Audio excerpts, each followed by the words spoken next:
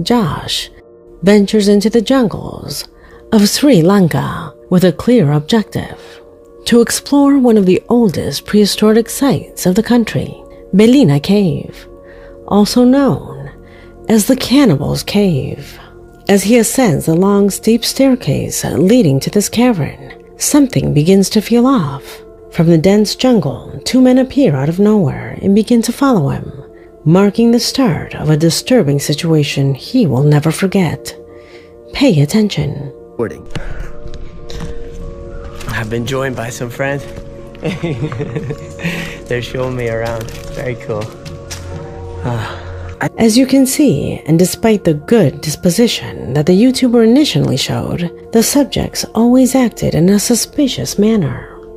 They kept moving out of the frame as if they didn't want to be on camera. He tried to ignore it and continued filming the cave that had been so difficult to reach. But the discomfort reached its peak when they tried to show him a specific tourist spot, directing him to what appeared to be an abandoned, ruined and completely inhabited house. Most disturbingly, they wanted him to go in first.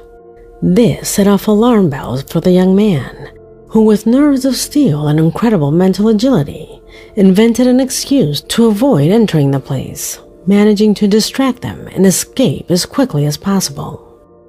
Later, safely out of the cave, Josh sat down completely exhausted and recorded one last segment of the video, explaining that there was only one way up and one way down. Adrenaline was still rushing through his veins as he tried to process what he had just experienced. Josh explained that during his travels in Sri Lanka, most of the people he had met had been kind and hospitable. But this encounter was different. He even considered that perhaps those men really did want to show him something. That maybe it was all a misunderstanding. But he admitted that at the time, he didn't feel that way. And when you're alone, isolated, and with no way out, ignoring your instincts can cost you dearly. Do you think Josh did the right thing in this situation? Looking at this recording carefully, it's hard to believe those people had good intentions. What would have happened to Josh if he had accepted their invitation? They might have cornered him, assaulted him, robbed him, or perhaps even killed him. Cases like this remind us that sometimes reality is stranger than fiction.